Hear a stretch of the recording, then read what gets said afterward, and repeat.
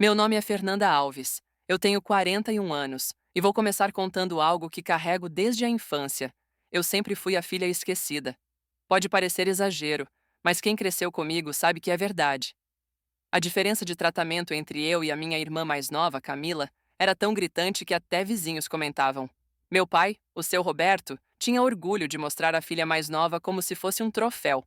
Qualquer coisa que a Camila fazia era motivo de festa. Uma vez ela passou raspando em matemática, com uma nota 5, e ele ficou a noite inteira elogiando. Essa menina é inteligente demais, só precisa se esforçar um pouquinho que chega longe. Eu, que tinha tirado 9 em português, ouvi apenas um: fez sua obrigação. É desse tipo de detalhe que falo. É como se eu nunca tivesse feito nada suficiente para ser notada. Minha mãe, Dona Vera, não era tão dura comigo, mas também acabava entrando no jogo. Muitas vezes ela tentava me consolar, dizendo: Não liga, Fernanda. Seu pai é assim mesmo. Ele sempre teve um brilho diferente nos olhos pela Camila. Só que ouvir isso desde criança marca.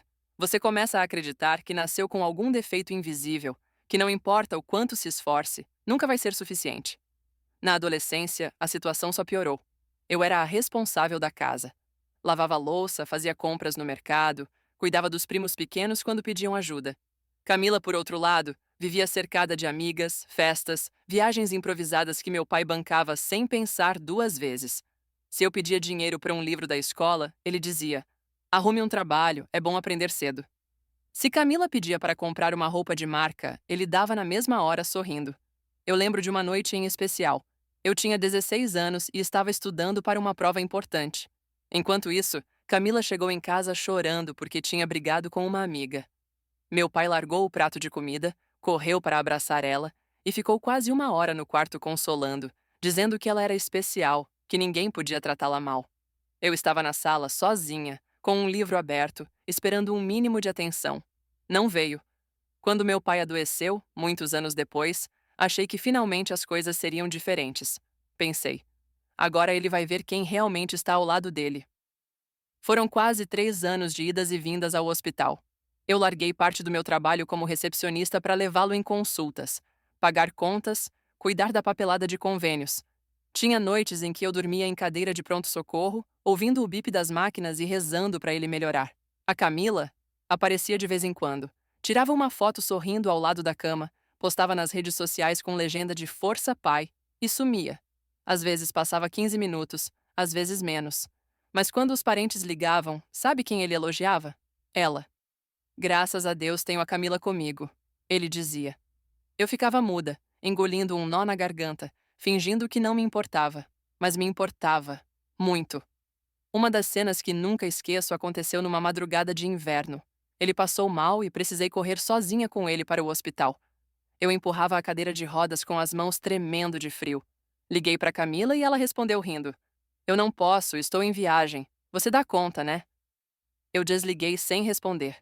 Na manhã seguinte, ela apareceu no quarto dele, maquiada e sorridente, com um buquê de flores. Ficou 10 minutos e saiu. Meu pai chorou de emoção, dizendo que ela era uma filha maravilhosa. Eu fiquei parada, olhando para ele, sem forças para falar nada. Foram anos assim, eu me desdobrando e ela colhendo os créditos. Até que chegou o pior dia, o velório. Lembro de ouvir minha mãe comentando com uma vizinha. O Roberto deixou tudo arrumado para a Camila.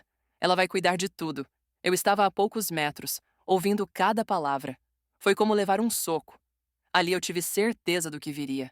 O testamento, ou qualquer documento que ele tivesse deixado, estaria inteiro no nome dela. Eu, a filha que segurou as contas, que ficou nas madrugadas, que abriu mão da própria vida, estava prestes a ser apagada da história da minha própria família. Alguns meses depois da morte do meu pai, chegou a mensagem que eu já esperava. O advogado da família, o Dr. Ricardo, marcou a reunião para a leitura do testamento. Eu li aquela mensagem várias vezes com o coração disparado. Parte de mim já sabia o que viria. Eu só não imaginava que a humilhação seria tão escancarada. No dia marcado, acordei cedo, mas não consegui comer nada. O estômago parecia embrulhado. Fui caminhando até a casa da minha mãe, onde ficava o antigo escritório do meu pai, nos fundos do quintal. Fazia tempo que eu não entrava lá. Quando empurrei a porta, um cheiro de mofo misturado com café velho me atingiu. As estantes ainda guardavam os livros de contabilidade que ele usava, todos empoeirados. A mesa de madeira tinha marcas de arranhões de anos atrás, quando eu e Camila estudávamos ali. Sentei sozinha, olhando para cada detalhe, e a sensação era de que o tempo tinha parado. Logo começaram a chegar. Primeiro minha mãe, Dona Vera, com aquele olhar frio de quem já tinha tomado um partido. Atrás dela, a Camila, minha irmã, entrou quase desfilando, de salto alto, maquiada como se fosse a protagonista de um evento de gala. Ela riu alto, cumprimentou minha mãe com beijos e abraços, e quando me viu, apenas acenou com a cabeça. Se sentou de frente para mim, cruzou as pernas e ficou mexendo no celular, com um ar de superioridade. O doutor Ricardo ajeitou os óculos, abriu uma pasta grossa e começou a falar. O senhor Roberto deixou um testamento registrado em cartório. Vou ler agora os termos. Meu coração disparou. Eu segurei as mãos no colo para não tremer. Ele começou a leitura, e cada palavra parecia um peso em cima de mim. Deixo todos os meus bens, imóveis, veículos e aplicações financeiras em nome da minha filha Camila Alves, que considero preparada para administrar e dar continuidade ao que construí. A sala ficou em silêncio por alguns segundos, mas para mim parecia que o som do mundo tinha sumido. Era como se eu tivesse levado uma facada no peito. Eu sabia que isso ia acontecer, mas ouvir em voz alta, com todo mundo presente, foi diferente. Era a confirmação oficial daquilo que eu vivi a vida inteira. Eu nunca fui suficiente. Minha mãe sorriu, satisfeita, como se tivesse vencido uma batalha. Camila abriu um sorriso de canto, se ajeitou na cadeira e olhou para mim com um ar de provocação, como se dissesse: Eu ganhei, você perdeu. Eu senti o rosto queimar, as lágrimas querendo cair, mas engoli seco. Tomei coragem e perguntei: Ele não deixou nada para mim? Nenhuma lembrança? O advogado folheou os papéis, pigarreou e respondeu: Há apenas uma menção breve.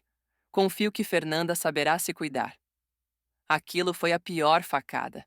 Não pelo valor, mas pelo desprezo. Era como se ele tivesse escrito: Ela que se vire. Nenhuma lembrança simbólica, nenhum objeto, nada. Apenas uma frase fria, quase uma sentença de abandono. Minha tia Rosa, que estava no canto da sala, cochichou para o marido. Sempre foi a Camila a preferida. Agora ficou claro. Eu ouvi e todos ouviram. Ninguém rebateu. Nem minha mãe, nem Camila, nem o advogado. O silêncio foi a confirmação de que, para todos, aquilo era normal. Eu estava sozinha, engolindo aquela humilhação em público. Camila se levantou, foi até o advogado e pegou a cópia do documento como se fosse um troféu. Voltou para as cadeiras sorrindo e disse: Eu vou cuidar de tudo, como sempre foi planejado. Olhou para mim e completou: Você nunca quis responsabilidades, então agora não adianta reclamar. Eu quis responder, quis gritar, mas minha voz não saiu. Só consegui segurar a bolsa e baixar a cabeça. Pela primeira vez, eu entendi que não era só exclusão. Era uma declaração oficial de que, dentro daquela família, eu não tinha valor. Eu saí daquela reunião com o coração esmagado. Era como se todo o esforço da minha vida tivesse sido apagado em poucas linhas de um papel timbrado. Passei semanas remoendo aquelas palavras. Confio que Fernanda saberá se cuidar. Era tudo o que meu pai tinha me deixado. Enquanto isso, Camila exibia o testamento como um troféu. Ela falava para parentes e conhecidos. Papai sabia quem merecia, por isso confiou em mim. Eu ouvia essas frases repetidas vezes, sempre com aquele sorriso debochado, e cada vez doía mais. Mas o que ninguém esperava era que o próprio destino guardava uma peça de reposição. Pouco tempo depois, recebemos a convocação oficial para a homologação do testamento no fórum. Era o procedimento normal, mas eu fui mesmo sem esperança. Achei que seria apenas uma formalidade para carimbar a derrota que já era minha. No dia da audiência, entrei na sala de madeira escura do tribunal. O juiz, um homem sério chamado Doutor Almeida, ajeitou os papéis na frente dele. Ao meu lado estavam minha mãe, sempre firme ao lado da Camila, e a própria Camila, com uma postura de quem já tinha vencido. Ela chegou a comentar antes de começar: Hoje é só questão de assinar, Fernanda. Melhor aceitar de uma vez. Eu respirei fundo, tentando não responder. Estava cansada de discutir. O juiz começou a leitura formal do documento. Era o mesmo que já tinha sido lido pelo advogado. Todos os bens para Camila. Eu já estava quase me desligando da cena quando ele parou de repente, franziu a testa e pegou outro envelope dentro do processo. Aqui há um adendo que não havia sido apresentado na primeira leitura, disse o juiz, olhando para os advogados. A sala ficou em silêncio. O advogado da Camila tentou interromper. Meritíssimo, deve ser um equívoco. Esse testamento já foi registrado. Mas o juiz levantou a mão pedindo calma e continuou. Está registrado em cartório, mesma assinatura, mesmo reconhecimento. É uma carta adicional, escrita pelo Sr. Roberto, alguns meses depois do documento principal. Meu coração disparou. Eu olhava para Camila, que pela primeira vez não tinha sorriso no rosto. O juiz abriu a carta e começou a ler em voz alta. Sei que meu testamento anterior pode parecer injusto. Preciso deixar registrado que, durante toda a minha doença, foi a Fernanda quem esteve ao meu lado.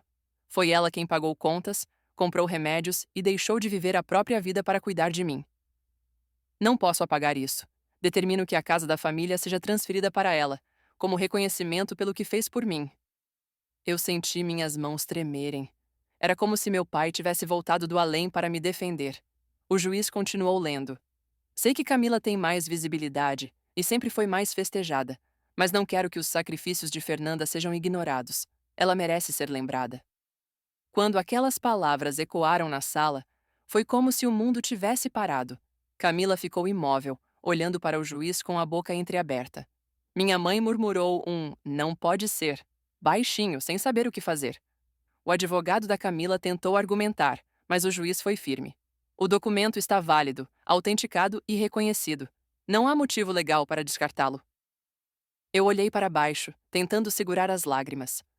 Não de tristeza, mas de um alívio que eu nunca tinha sentido. Pela primeira vez, meu pai tinha reconhecido tudo o que eu fiz. Não era sobre bens materiais. Era sobre não ser apagada. Era sobre ter meu nome finalmente escrito em algo além do esquecimento. Na saída da sala, Camila virou para mim e disse com raiva: "Você deve ter manipulado isso. Não é possível." Eu respondi com calma, olhando nos olhos dela. "Eu não manipulei nada. Papai só não deixou você apagar a verdade." Foi naquele dia que eu percebi. Justiça pode demorar. Pode vir quando a gente já perdeu a esperança. Mas ela chega. E às vezes vem na forma de uma simples carta escondida. Quando o juiz terminou de ler a carta, a sala ficou tomada por um silêncio pesado. Ninguém sabia para onde olhar. Eu estava sentada com as mãos suadas, tentando processar o que tinha acabado de ouvir. Era como se anos de invisibilidade tivessem sido expostos e finalmente corrigidos em voz alta. Pela primeira vez, eu não era só a filha esquecida. Eu era a filha reconhecida. Camila, que até então se comportava como dona da situação, perdeu a cor no rosto. Ela estava rígida na cadeira, os olhos arregalados, tentando digerir aquelas palavras. Quando percebeu que todos estavam olhando para ela, explodiu. "Isso não pode estar certo. Esse papel deve ser falso. É impossível que meu pai tenha escrito isso." O juiz não levantou a voz, mas foi firme. "Está autenticado em cartório, mesma assinatura, mesma datação. É um documento válido. Se a senhora quiser contestar, pode abrir um processo, mas por enquanto esta é a decisão oficial." Minha mãe, Dona Vera, se levantou com pressa, nervosa. "Eu não sabia dessa carta. Nunca ouvi falar disso. Isso deve ser invenção de alguém. O Roberto nunca faria isso." O juiz apenas balançou a cabeça, repetindo: "Dona Vera está no processo, registrado como qualquer outro documento." Eu fiquei calada, observando. Não havia nada que eu pudesse dizer que fosse maior do que aquelas palavras lidas pelo juiz. Mas por dentro, uma avalanche de sentimentos me dominava. Alívio, raiva, tristeza, tudo junto. A advogada da Camila pediu a palavra e tentou minimizar a situação. "Meritíssimo, entenda, a família não estava preparada para essa revelação. Podemos pedir uma perícia adicional?" O juiz respondeu com calma, mas sem abrir brecha. "Podem entrar com recurso, sim. Mas até lá, o que vale é o que está aqui." Foi nesse momento que Camila me olhou com ódio. Ela apertava os lábios, e o buquê de flores que tinha levado para enfeitar a reunião já estava amassado nas mãos dela. "Você vai pagar por isso, Fernanda. Você não merece nada. Sempre foi invejosa. Sempre quis destruir a minha vida." Eu respirei fundo e disse apenas: "Eu não destruí nada, Camila. Foi o papai quem escreveu." Minha mãe virou o rosto para não me encarar. Era nítido que ela também não aceitava o que tinha acontecido. Para ela, eu sempre fui a filha que sabia se virar. E agora estava sendo colocada no mesmo patamar, ou até acima, da filha preferida. Isso mexia com todo o orgulho que ela tinha. Enquanto a discussão tomava conta, o juiz encerrou a sessão e levantou-se. "Está encerrado. A decisão foi registrada." Saímos da sala em silêncio. Eu ainda estava tentando acreditar no que tinha acontecido. O corredor do fórum parecia mais longo do que nunca. Camila saiu na frente, andando rápido, resmungando e chutando o chão. Minha mãe foi atrás dela. Eu fiquei para trás, andando devagar, sentindo cada passo como se fosse a libertação de um peso que carreguei por décadas. Naquele dia, percebi que uma simples carta tinha poder para desmontar anos de mentira. Minha família não queria me ver, não queria me reconhecer, mas agora não havia escolha. Estava no papel, na voz de um juiz, diante de todos. Eles podiam me odiar, podiam negar, mas nunca mais poderiam fingir que eu não existia. Quando saímos do tribunal, eu achei que o pior já tinha passado, mas estava enganada. O impacto real daquela carta só começou quando a porta da sala fechou atrás de nós. Camila foi a primeira a explodir. No corredor, diante de todo mundo que esperava outras audiências, ela gritou comigo: "Você armou isso! Foi você quem inventou essa carta. Eu vou provar que isso é falso." As pessoas pararam para olhar. Alguns cochichavam, outros apenas observavam. Eu senti meu rosto queimar de vergonha, mas dessa vez não abaixei a cabeça. Respondi em voz firme, mas sem gritar: "Camila, eu não inventei nada. Papai escreveu. Se você não aceita, o problema é seu." Minha mãe, Dona Vera, veio logo em seguida tentando acalmar a filha preferida. "Filha, calma, não faça escândalo aqui. Vamos resolver isso depois." Mas ao mesmo tempo, me lançou um olhar de reprovação. Era como se eu tivesse traído a família por simplesmente existir naquela carta. O Dr. Ricardo, advogado do meu pai, se aproximou de mim e falou em voz baixa: "Fernanda, não se preocupe. Essa carta está registrada, é autêntica. Eles podem espernear, mas legalmente você está protegida." Aquelas palavras me deram um pouco de segurança, mas eu sabia que na prática não seria tão simples. Nos dias seguintes, a notícia se espalhou pela família inteira. No grupo de WhatsApp dos primos, os comentários começaram a surgir. Um deles escreveu: "Sempre achei estranho só a Camila ser favorecida. Talvez agora as coisas fiquem mais justas." Outro respondeu: "Mas no fim vai dar briga, essa família nunca teve paz." Minha tia Rosa ligou para mim no mesmo dia. A voz dela estava nervosa. "Fernanda, é verdade mesmo essa carta? Eu nunca ouvi falar disso." Eu respirei fundo e disse: "É verdade, tia. Papai deixou registrado, só que ninguém quis olhar antes." Ela ficou em silêncio por alguns segundos e respondeu: "Se for verdade, você merece. Eu lembro das vezes que você correu para ajudar seu pai. Mas nem todos tiveram essa postura. Alguns parentes mais próximos da minha mãe começaram a me atacar. Diziam que eu estava querendo roubar a herança da Camila, que eu devia aceitar meu lugar." Um primo chegou a escrever no grupo: "Você devia ter vergonha de usar um momento desses para se aproveitar." Eu chorei sozinha quando li aquilo. Era como se toda na minha vida estivesse sendo julgada novamente, agora por mensagens no celular. Enquanto isso, Camila fazia questão de espalhar sua versão. Dizia para todo mundo que eu tinha manipulado a situação, que eu tinha achado essa carta de última hora para virar o jogo. Uma prima mais distante me mandou mensagem perguntando se era verdade. Eu respondi: "Eu não achei nada." O juiz apresentou. Ela respondeu apenas com um "entendi", mas eu sabia que a dúvida tinha ficado. Na rua encontrei uma vizinha antiga, que sempre conviveu com nossa família. Ela me parou e disse: "Fernanda, fiquei sabendo da carta. Olha, eu acredito em você. Eu via você correndo atrás das coisas do seu pai. Eu sei quem estava presente." Eu sorri pela primeira vez em muito tempo. Era pouco, mas era uma validação real de alguém que viu a verdade de perto. Mesmo assim, a sensação era de estar no meio de uma guerra. De um lado, eu tinha o documento e a justiça. Do outro, tinha minha mãe e minha irmã, que faziam questão de me pintar como vilã. E no meio de tudo isso, parentes divididos, alguns acreditando em mim, outros espalhando veneno. Naquela semana, eu percebi que a carta não tinha apenas mudado o inventário. Ela tinha dividido de vez a minha família. Depois que a notícia da carta se espalhou, as coisas na família nunca mais foram as mesmas. Se antes já havia diferença de tratamento, agora o clima virou de guerra aberta. O grupo de WhatsApp da família virou campo de batalha. Mensagens atravessadas, indiretas, acusações. E não demorou para a situação sair do celular e bater na minha porta.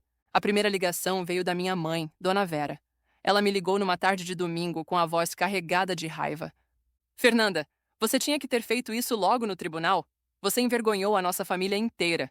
Respirei fundo antes de responder. "Mãe, eu não fiz nada. Foi o juiz quem apresentou a carta. Eu nem sabia que ela existia." Ela retrucou na hora: "Claro que sabia. Deve ter sido você quem escondeu isso todos esses anos. O Roberto nunca teria deixado você acima da Camila. Aquilo doeu. Doeu porque, mesmo diante de provas oficiais, ela ainda preferia acreditar que eu era culpada do que aceitar que meu pai tinha reconhecido meus esforços. 2 dias depois, Camila apareceu na minha casa. Nem bateu direito, já chegou gritando: "Você não vai ficar com nada, entendeu? Eu vou contestar, vou chamar perito, vou provar que essa carta é falsa." Ela estava descontrolada. Eu pedi para ela se acalmar, mas foi inútil. "Camila, não fui eu quem inventou nada. Foi o papai que escreveu. Você pode brigar o quanto quiser, mas não vai mudar a verdade." Ela ficou ainda mais irritada. "Verdade. A verdade é que você sempre teve inveja de mim, desde criança, e agora encontrou um jeito sujo de aparecer." Eu não respondi. Só fiquei olhando para ela, e isso a deixou ainda mais furiosa. Ela bateu a porta e saiu, deixando os vizinhos todos olhando. No mesmo dia, recebi uma ligação da minha tia Rosa, tentando fazer as pazes. "Fernanda, tenta entender. Sua mãe e sua irmã estão em choque. A família sempre acreditou que era a Camila que ia cuidar de tudo. Essa carta foi como uma bomba." Eu disse: "Eu entendo, tia. Mas e eu? Quem cuidou do papai por anos? Quem deixou de viver para ficar com ele? Por que ninguém nunca reconheceu isso?" Do outro lado da linha, silêncio. Depois ela respondeu baixinho: "Você tem razão. Mas nem todos tiveram essa postura. Alguns primos começaram a me ligar para repetir as acusações da Camila. Um deles, Marcos, falou: "Fernanda, fala a verdade. Você que escreveu aquela carta, não foi?" Eu quase ri de nervoso. "Marcos, você acha mesmo que eu teria como falsificar algo em cartório?" Ele gaguejou e mudou de assunto, mas percebi que nem a lógica faria diferença. Quem queria acreditar em mim, acreditava. Quem não queria, não acreditava. Dentro de casa, eu tentava seguir a vida, mas as ligações e mensagens não paravam. Cada toque do celular era uma nova onda de acusações ou indiretas. Eu estava cansada, mas ao mesmo tempo determinada. Pela primeira vez, eu não ia abaixar a cabeça. Naquela semana, entendi que a maior briga não era pelo patrimônio, era pelo reconhecimento. E isso nem a Camila, nem minha mãe, nem ninguém poderia mais me tirar. Os meses seguintes ao tribunal foram os mais pesados da minha vida. Cada vez que eu achava que a poeira ia baixar, vinha uma nova mensagem, um novo boato, uma nova acusação. Minha mãe, Dona Vera, parou de falar comigo por completo. Ela fingia que eu não existia. Se precisava mandar algum recado, usava outra pessoa da família. Era como se o silêncio fosse a forma que ela encontrou de me punir. A Camila, por outro lado, não se calava. Entrou com recurso, pediu perícia, tentou de tudo. O processo se arrastou por quase 1 ano. A cada nova audiência, ela chegava com a mesma postura. Arrogante, com advogados caros e sempre repetindo que eu era invejosa e que tinha manipulado tudo. Só que cada vez a carta resistia. A assinatura era dele. O registro era verdadeiro. Os comprovantes estavam todos em ordem. Não havia brecha. Enquanto isso, a família se dividiu de vez. Alguns primos passaram a me apoiar, dizendo que sempre perceberam como eu era a única presente quando meu pai estava doente. Outros ficaram do lado da Camila, repetindo que ela sempre foi a escolhida e que eu devia aceitar meu lugar. O grupo da família virou um campo minado. Qualquer mensagem virava discussão. Até datas comemorativas, como Natal e aniversários, passaram a ser separadas. No meio disso tudo, eu comecei a me perguntar se valia a pena. Não pelo patrimônio, porque, sinceramente, eu nunca liguei para dinheiro. O que doía era a sensação de estar brigando por reconhecimento. Brigando para que alguém dissesse: "A Fernanda esteve lá. A Fernanda cuidou." E essa frase nunca veio da boca da minha mãe, nem da minha irmã. Um dia, numa audiência final, o juiz encerrou o processo dizendo: "Está decidido. A casa da família fica no nome da senhora Fernanda Alves. É seu direito." Eu saí daquela sala com uma mistura de alívio e vazio. Eu tinha vencido no papel, mas dentro de mim parecia que não havia vitória. Minha mãe virou o rosto quando passei. Camila saiu pisando forte, sem nem olhar para trás. Meses depois, mudei para a casa que legalmente passou a ser minha. Entrei pela porta carregando poucas caixas e um coração pesado. Cada cômodo tinha lembranças. O sofá onde meu pai descansava depois do trabalho. A cozinha onde minha mãe preparava café enquanto criticava minhas escolhas. O quarto onde eu e Camila brigávamos por bobagens de infância. Eu sentei no chão da sala e chorei. Não pelas paredes, mas pelo que a casa representava, um prêmio de uma guerra que eu nunca quis lutar. Com o tempo, fui aprendendo a reconstruir minha vida. Fiz pequenas reformas, pintei as paredes, doei móveis velhos. Quis dar uma nova cara para aquele espaço, para que não fosse apenas lembrança de dor. Aos poucos, amigos começaram a visitar, e a casa voltou a ter risadas. Mas dentro de mim, a ferida da minha família ainda estava aberta. Hoje, quando olho para trás, entendo que aquela carta foi mais do que uma divisão de bens. Foi o único gesto de reconhecimento que meu pai conseguiu me dar. Tarde, mas veio. Talvez ele tenha percebido nos últimos momentos que tinha sido injusto comigo a vida toda, e de alguma forma tentou corrigir. Minha mãe e minha irmã continuam distantes. Não sei se um dia essa ponte vai ser reconstruída, mas aprendi a viver com isso. Não preciso mais provar nada para ninguém. Eu sei o que fiz. E mesmo que tenha demorado, finalmente isso ficou registrado, não só em papel, mas na minha própria história.